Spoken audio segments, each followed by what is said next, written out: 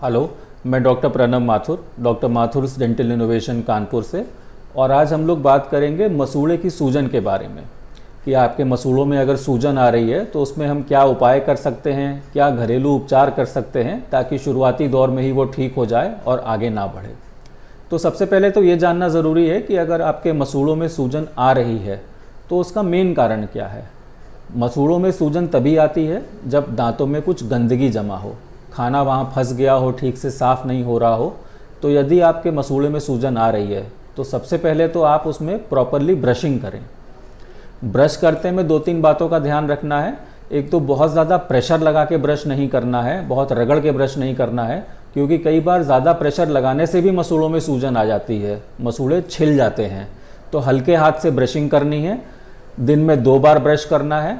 और यदि आपका ब्रश 2-3 महीने पुराना हो गया है तो उसको तुरंत बदल लेना चाहिए और नया सॉफ्ट ब्रश लेना चाहिए।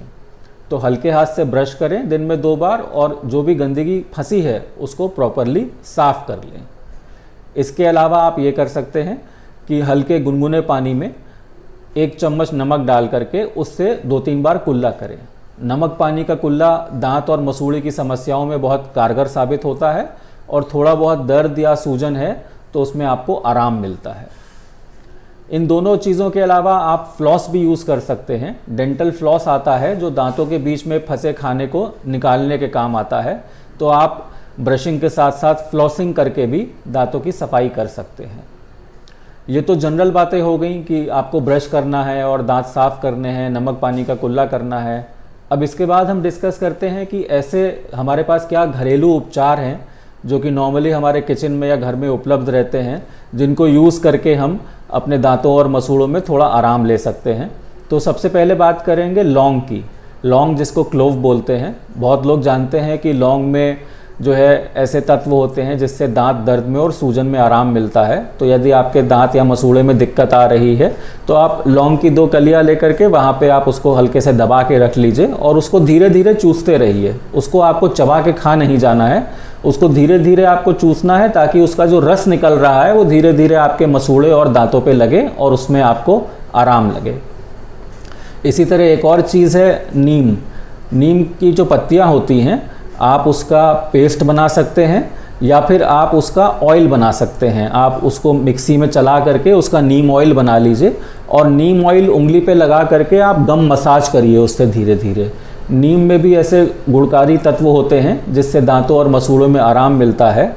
बहुत सारे हर्बल या आयुर्वेदिक टूथपेस्ट ऐसे होते हैं जिनमें नीम इंक्लूडेड होता है, जैसे कि बबूल है, हिमालय है, इन सब में नीम ऑयल होता है। तो या तो आप उसका ऑयल बना के उससे मसाज कर लें या उसका पेस्ट बना करके उससे भी मसाज कर सकते हैं। अगर आपके पास नीम ऑयल उपलब्ध नहीं है तो आप यूकलिप्टस ऑयल या पेपरमिंट ऑयल भी यूज़ कर सकते हैं। इन दोनों ऑयल्स में भी जो है दांत के दर्द में और मसूड़े की सूजन में आराम पहुंचाने के तत्व होते हैं। तो ये आपको मार्केट में मिल जाएंगे।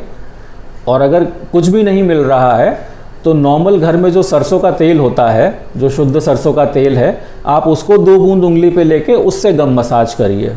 मसूड़े की ज़्यादातर दिक्कतों में गम मसाज से काफ़ी फ़र्क पड़ता है।